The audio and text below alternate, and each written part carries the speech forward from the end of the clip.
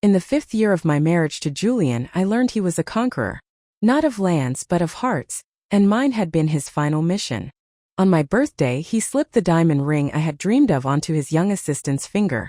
My own daughter, the one whose birth had nearly cost me my life, clapped her hands in delight.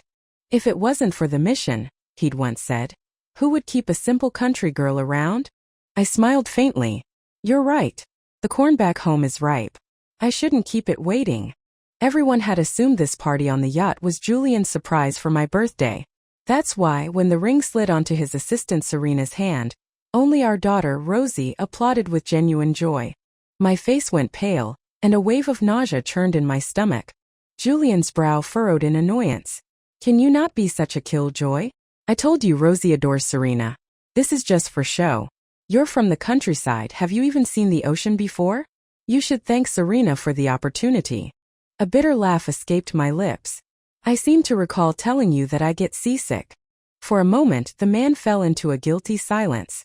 But all I felt was a profound chill creeping up my spine. Everyone said Julian loved me. When he first led me out of the mountains, he proclaimed that love transcended status and background. Who would have believed it was all just a strategy, a series of moves to win a game? In the end, his love was a lie. But mine had never been a game. Julian must have sensed he'd gone too far, because his voice softened. We've been married for 4 years.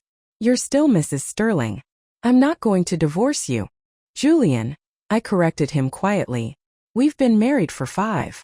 He stood there, frozen in awkward silence. I didn't scream or tear my hair out. I just looked at him with a placid emptiness.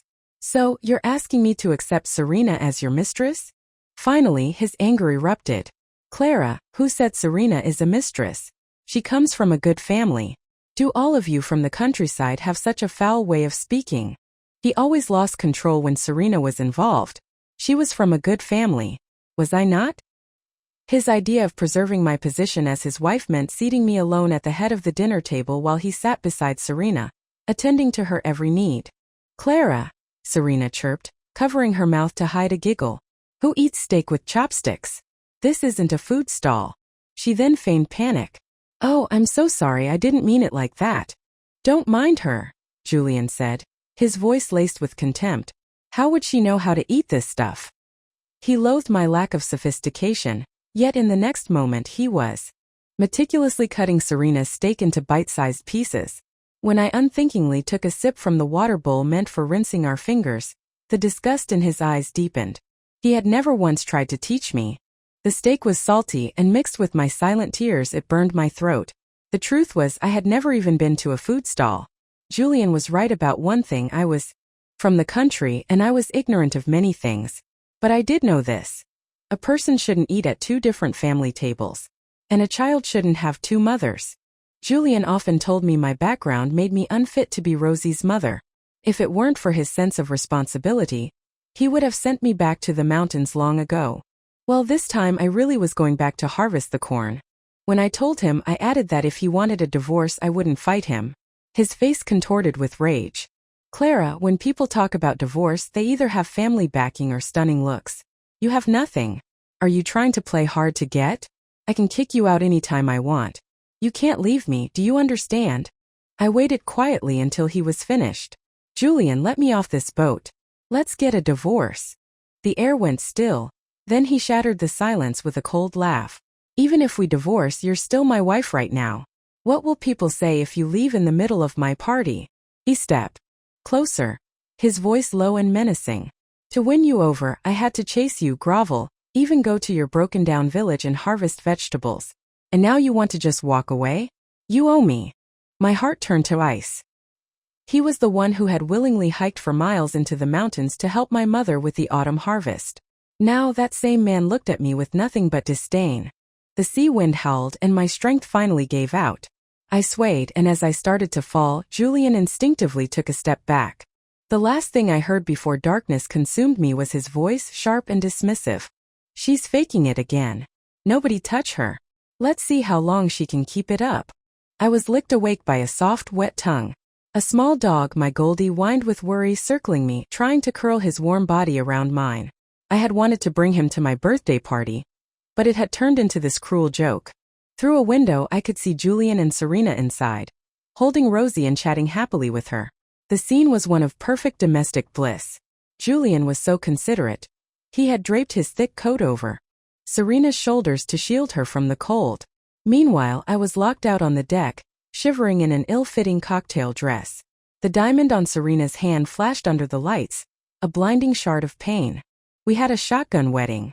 I discovered he'd been swapping my birth control pills with vitamins only after I was already pregnant with Rosie. He'd said it was because he wanted to lock me down to build a home with me.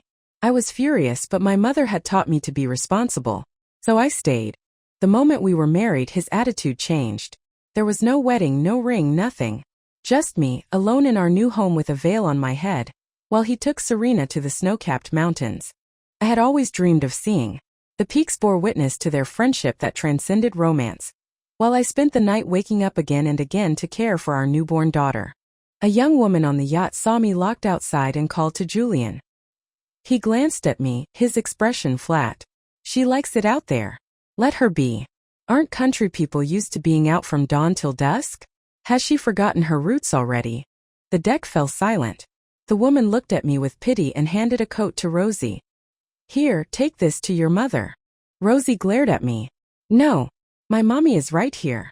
She then planted a loud kiss on Serena's cheek, making her giggle. Besides, the dog is with her, isn't it? Someone snickered. They look like kindred spirits, ha ha ha. And Julian said nothing at all. A wave of exhaustion so profound it felt like drowning washed over me. I was done fighting for this shattered marriage. I walked home from the marina. Julian's car was full. Serena and Rosie took the seats, and the extra space was for Serena's shopping bags. Julian explained that Serena didn't know the way and needed looking after. He seemed to have forgotten that I didn't know the way either. In the countryside, all the winding paths eventually lead you home. The city was a sprawling, unforgiving maze. I once got lost and called Julian for help, but he hung up on me because Serena had twisted her ankle. By the time I found my way back, I had missed Rosie's feeding time. As punishment, Julian forbade anyone from giving me food for the rest of the day. Since you don't care about my child, Clara, let's see how you like going hungry. Today was no different. When I finally arrived, they had been home for hours, gathered around Serena. Mommy is just not one of us, Rosie said, her voice childishly cruel. She's so common and cheap. Auntie Serena is so much better. She's pretty. And generous. She tore off the small, exquisitely embroidered jacket I had made for her and tossed it into the trash with a look of disgust. Rosie was often frail and caught colds easily. I had stayed up for nights stitching that little jacket for her. A small token of my love. It was cheap and unbranded. It couldn't compare to the designer dress Serena had given her. Julian saw me and cleared his throat, a flicker of guilt in his eyes. Serena, acting as if she owned the place, went to the kitchen to whip something up. Auntie Serena is the best, Rosie continued, her face full of disdain. Not like Mommy. She never lets me eat meat. Just because. She's used to a hard life, she wants me to suffer too. She seemed to forget that her weak stomach couldn't handle rich foods. A sharp crash echoed from the kitchen. Julian rushed in, cradling Serena's hand, asking if she was hurt. She smiled and said she was fine, but over his shoulder, she shot me a look of pure triumph. I remembered a time I was burning with fever while cooking for them. I dropped a plate and my hand was bleeding freely. Julian had exploded in anger. Are you always this clumsy? Clean it up. What if you scare the child? I was beginning to understand. The moment we signed our marriage certificate, Julian's mission must have ended. He no longer had any reason to pretend. It was past midnight when he returned from driving Serena home. Clara, make something to eat. Do I really have to remind you of the most basic duties of a housewife? I pretended not to see the lipstick smudge on his collar. I didn't move. Let's get a divorce. You can have Rosie. I'm going back to the mountains. His bloodshot eyes fixed on me. I've had a long day. Can you please stop making trouble? I slid a simple divorce agreement across the table. It didn't even list any demands for assets. He finally realized I wasn't joking. He stared at me in disbelief. Divorce? You want to go back to that miserable life in the mountains? I shook my head. You don't need to worry about that. Just sign this and we'll be done. You won't have to keep making up excuses for you and Serena. He saw me glance at his collar and instinctively covered the lipstick stain. It's not what you think. It was an accident. I'll give you some more time to think about it. Rosie wants to go to the amusement park tomorrow. Remember to pack her things. I said nothing more. I didn't need to think. And I was done giving him chances. At the amusement park, Julian and Serena were like two halves of a whole. She wore a lovely dress and just like Julian, a pair of fluffy bunny ears. Trailed behind them, my left hand holding Rosie's jacket, my right hand clutching Julian's laptop. I felt like an intruder in their perfect family picture. Serena bought 3 sticks of cotton candy and handed them to Julian and Rosie, offering me an apologetic smile. Sorry, Clara. These were the last 3. Rosie immediately left my side and threw her arms around Serena. Mommy is a country bumpkin. She only eats cornbread. Giving her cotton candy would be a waste. Julian coughed. Don't talk to your mother like that. The little girl pouted. I don't want a hick for a mother, she shouted. Her voice was loud enough to turn heads. Just then, an attendant pointed to 3 empty seats on a ride. Room for 3 more. How about this family right here? Julian looked mortified. Rosie was already pulling Serena toward the ride. You can go on the next one, he said to me. I'll go with them. I nodded calmly. In the past, I would have pleaded with him to let me stay. I would never do that again. He seemed surprised by my reaction, but the ride started before he could say anything. I didn't look back. I had never been to an amusement park. While they were gone, I rode every single ride I could. When I saw them again, they were walking hand in hand. Rosie was nowhere in sight. Julian saw me and quickly dropped Serena's hand. It's not what it looks like. I know, I said, using one of the trendy phrases I'd picked up in the city. Platonic friendship. I looked around. Where's your daughter? He finally noticed Rosie was missing and glared at me. What is wrong with you? You can't even watch our child. I laughed, the sound sharp with anger. She's your daughter. And didn't we agree on a divorce? His words caught in his throat, his face darkening with anger that I would say such a thing in front of Serena. I no longer cared about his feelings. I went to find Rosie. When I found her, she was with a park employee happily eating a lollipop. I rushed over. I'm her mother. I'll take her. The employee was about to hand her over when Rosie shrank back in fear. Auntie, she's not my mom. My mom's name is Serena. The employee immediately pulled Rosie behind her. Her eyes narrowed with suspicion. Kidnapper. Somebody grabbed the kidnapper. Because of Rosie's words, I was taken to the police station. An officer looked from Rosie's birth certificate to me. His expression a mixture of pity and disbelief. What kind of parent are you? Your own child doesn't even recognize you. Rosie was sobbing in Serena's arms, while Julian stood awkwardly to the side. I just smiled. Her mother is right over there. I don't count. The officer glanced at the trio and understood. Whatever is going on between you adults, keep it away from the child. This is not healthy. Julian muttered his agreement. The whole station was watching the drama unfold. Bringing the mistress in front of the kid? This guy is really something else, someone whispered. Julian's face grew darker and darker. The moment we were outside, he exploded. What did you say in there? What are people going to think of Serena now? Are you really that petty? I didn't get angry. I just smiled coldly. Was I wrong? Didn't Rosie say Serena was her mother? Then let her be. Just sign the divorce papers. Serena looked aggrieved. Clara, if you're going to blame someone, blame me. Julian is so busy. Don't cause him any more trouble. He's not like you country folk who can just rest after a day in the fields. That was it. I snapped. The crisp sound of my palm connecting with her cheek echoed in the parking lot. My parents are farmers and I'm from the mountains, but our hearts are clean. Unlike yours. A child who calls 2 women mother. I heard Julian's roar of fury behind me, but I didn't turn back. When I got home, I found Goldie lying on the floor, foaming at the mouth. Goldie was all I had left from my old life. I tried to rush him to the vet, but the maid blocked my path. Ma'am, Miss Serena is afraid of dogs. It would be better to wait until she leaves.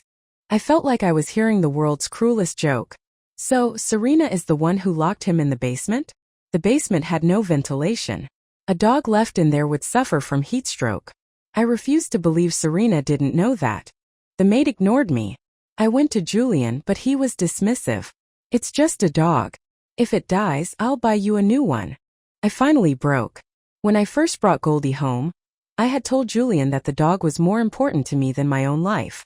Julian had sworn he would never let any harm come to him. Now my dog was dying in my arms, and Julian was busy comforting a sad Serena. I pushed past everyone and carried Goldie out of the villa myself.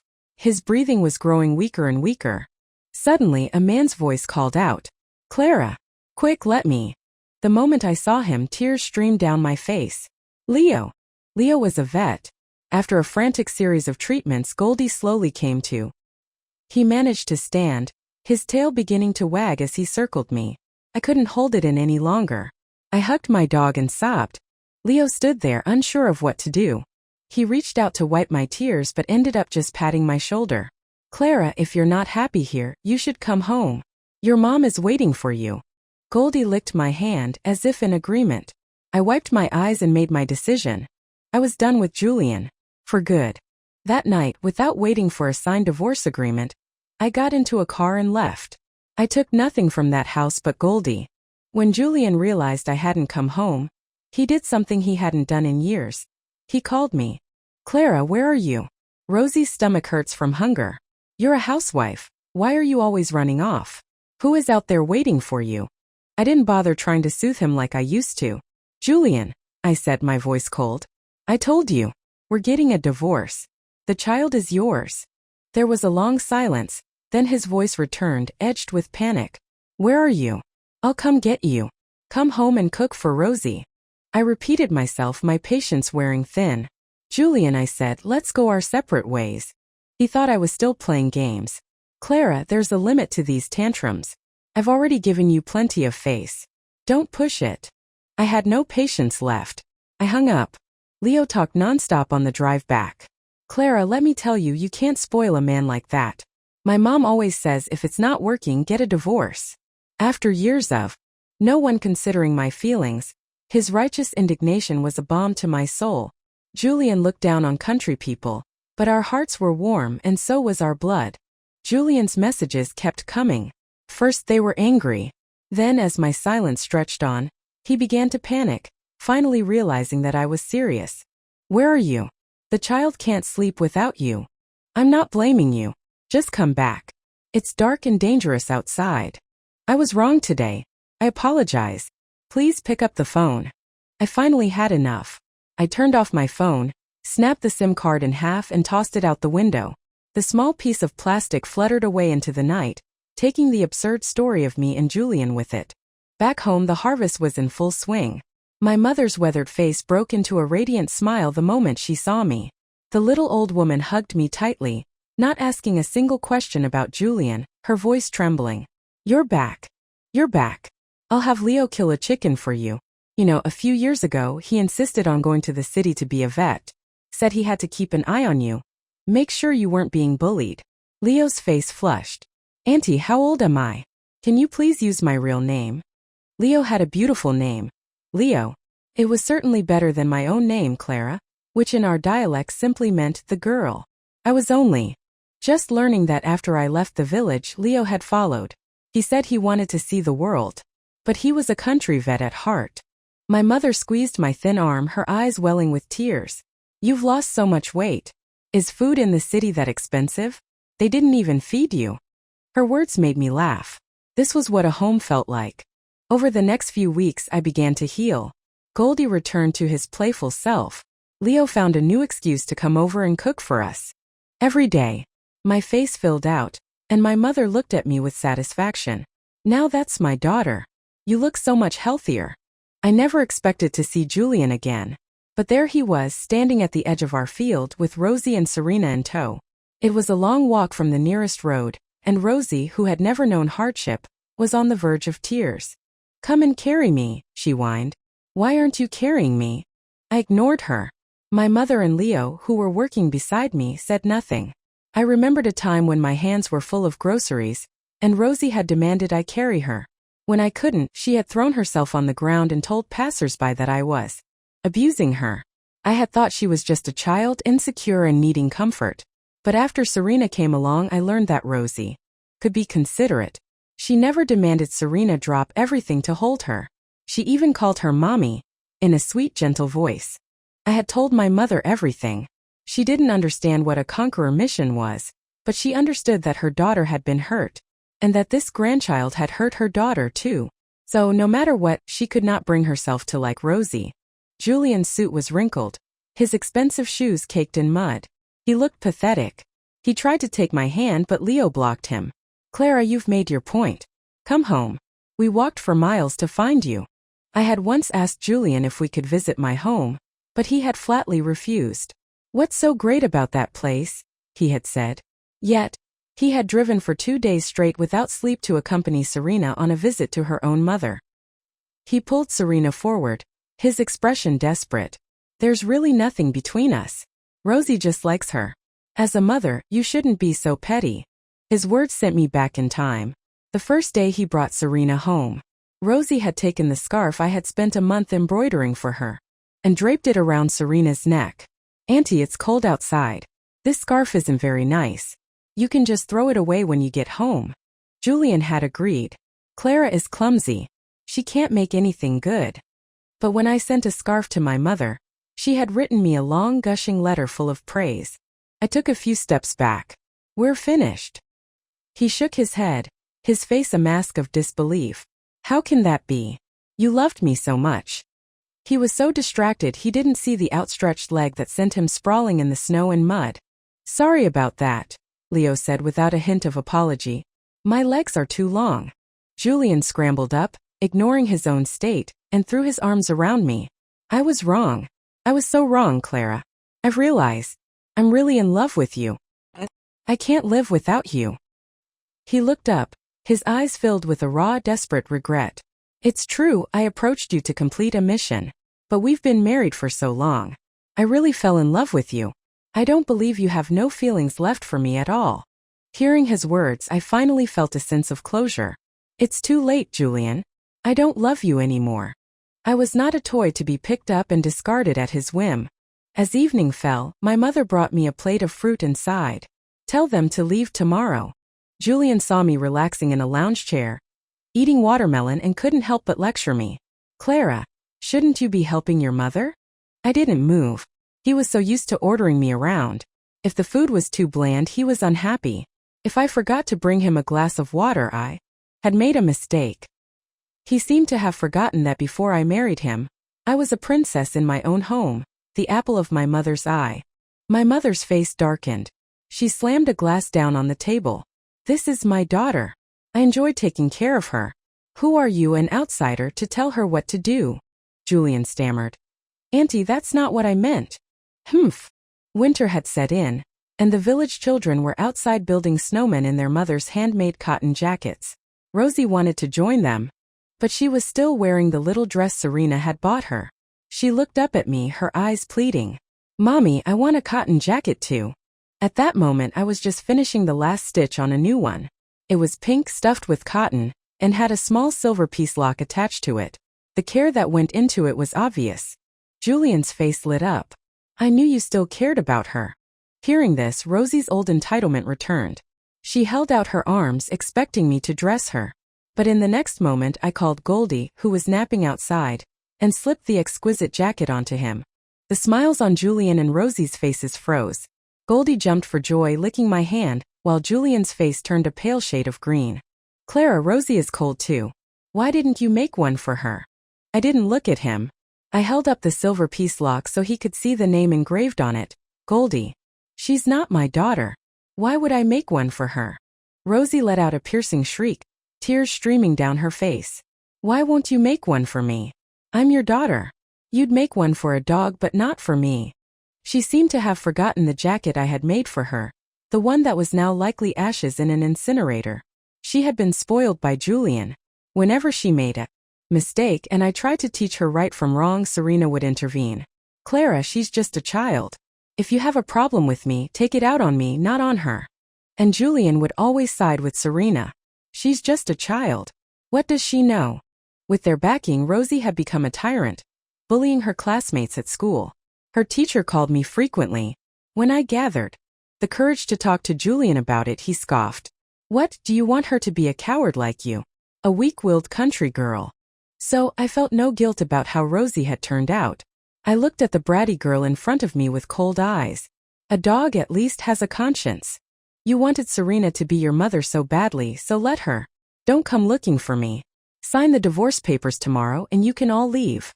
Rosie's crying stopped abruptly. She stared at me in disbelief. I turned away from her. Don't call me mommy. I'm not your mother. Seeing that I was really leaving, Rosie panicked. She grabbed my hand. No, I don't want to go. You're my mother, you have to take care of me. I laughed. You are Julian's daughter. As a stranger, I have no obligation to raise you. Letting you stay here is a matter of my own good manners. Now, I need you to find a time to leave my house. Soon. Rosie finally understood. Her mother was truly abandoning her. Julian pulled his daughter behind him. Clara, she's still your daughter. Don't be so harsh. Serena isn't good to her. She knows Rosie has a weak stomach, but she still gives her rich food. Clara, Rosie can only eat your cooking. I looked at him, my eyes like ice. And why should I? I have no obligation. I walked away without a second thought. There was nothing left for me here. From inside the house, I could hear a new round of wails begin. But this time my heart would not soften. The truth was, Julian had taught Rosie to hate me. When she was just a toddler, he held her little hand and told her, "Your mother is from the country. She doesn't know anything. If you have questions, ask Auntie Serena. And don't listen to your mother. Her folk remedies are just superstitions. They'll harm you." His so-called folk remedy was using alcohol to bring down a fever. One night Rosie was burning up. I called him again and again, but he never answered. So after giving her medicine, I used rubbing alcohol for physical cooling. When Julian found out, he was furious. This is my daughter. What if you kill her with your backward methods? Later, I saw Serena's social media post. Love is when you're willing to leave your sick child to come and see me, telling me that I'm the most important person in your life. He was off romancing another woman, and then he blamed me for not taking good care of our child. He was the real coward, a man who couldn't even admit he was cheating. As punishment, he cut off my allowance. He didn't know I only used the money to treat the gastritis I had developed from years of cooking for him and Serena while often going hungry myself.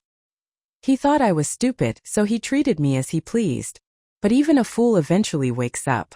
The next day, a rumor started spreading through the village about me and Leo. When I took Goldie for a walk, my neighbor, Mrs. Lee, gave me a strange look.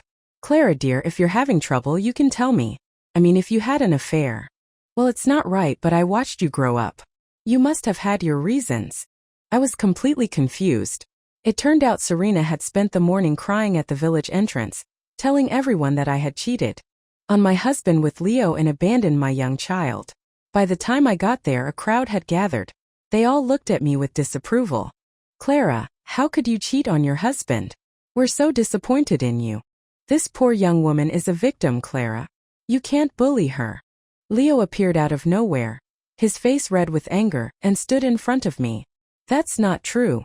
Seeing Serena's triumphant smirk, I walked to the village well, drew a ladle full of icy water, and dumped it over her head. In the freezing winter air, she shrieked and stomped her feet. "Clara, are you insane?" I didn't stop. I drew another ladleful, a feeling of catharsis washing over me. "Your mouth is filthy. Our village water is clean. I'm just helping you wash it out." Serena saw Julian approaching and ran to hide behind him, bursting into tears. "Julian!" I was done with her performance. I led the villagers to the community hall, plugged in a projector, and played the video I had taken of Julian and Serena kissing passionately on the yacht. Julian stared at me in disbelief. I had never told him I had recorded them. He thought I was a fool, but I knew how to protect myself. If Serena hadn't slandered me, I would have kept that video hidden forever. In an instant, the villagers grabbed brooms and whatever else they could find and charged at the couple. "You dare frame our Clara? Get out of here, you shameless dogs." Serena tried to grab Julian, but he shoved her away. "Get away from me." I watched the whole farce unfold. He was trying to distance himself from her now, but what was the point? That night Julian found me. I thought he was going to ask me to forgive Serena. Instead, he handed me a termination agreement. His eyes were pleading. "Clara, I fired her. There won't be anyone else to bother us anymore. Come home, please." I looked at him and laughed, the same condescending laugh he had once used on me. "A divorce? It's not negotiable." His face was etched with exhaustion. Clara, please. It was me. It was all my fault. Give me one more chance. Let me make it up to you, I'm begging you. He gripped my hand, his own trembling as if afraid I would vanish. I pried his fingers off one by one. Don't make me hate you. Sign the papers. He stared at me, and after a long moment, his hands fell to his sides in defeat. Okay, I'll sign. Just please don't hate me. I had been that desperate once. I had begged him to spend my birthday with me. I had cried for the first time, telling him I was homesick, pleading with him to stay with me. He had pulled his hand away and left me with a single cold word. Stop being so dramatic. So no, I would not forgive him. All this pain he had made me endure at first. The day of our divorce, Julian actually cried. Rosie clung to a clerk at the Civil Affairs office, wailing, I don't have a mother anymore. I'll never have a mother again. My own mother, afraid I would soften, quickly pulled me away. As we were leaving, Julian ran after me. Clara, don't forget me. Behind us there was a heavy thud. Rosie's cries grew louder. Daddy, wake up. I've lost my mommy. I can't lose my daddy too. I called an ambulance, then left with my mother. I would never return to this city again. After the divorce, my life began to improve. Leo came over to mooch dinner more and more often. He joked that he and Julian must have had some bad karma in a past life, because every time he came to see me, Julian would somehow show up. I hadn't expected it either. After several months, Julian came back to see me one last time. He looked older, more haggard.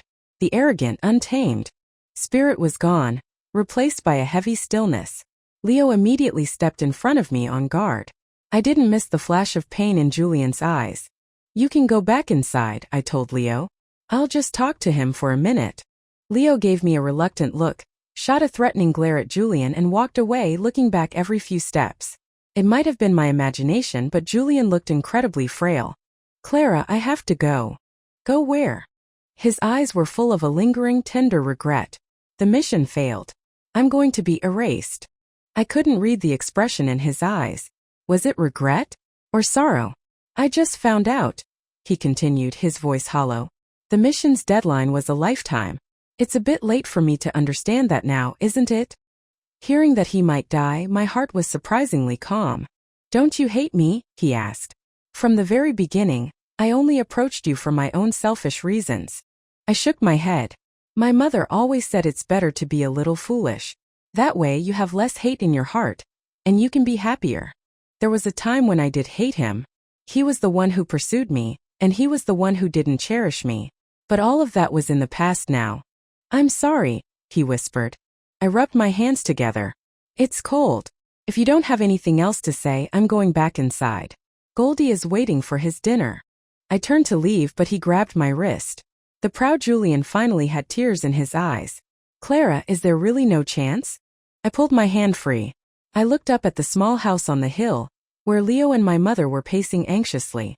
I'm sorry. My life is very good now. Please don't disturb me again. He sank to his knees in the snow.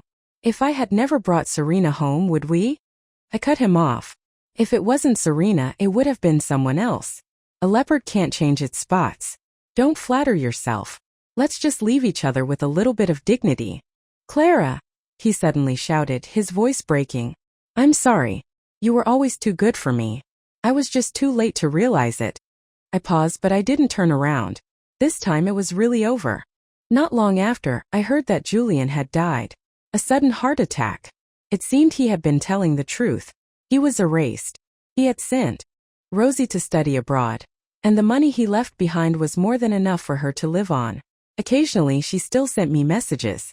Mommy, are you still not willing to forgive me? Mommy, it's so cold here. I wish you were with me.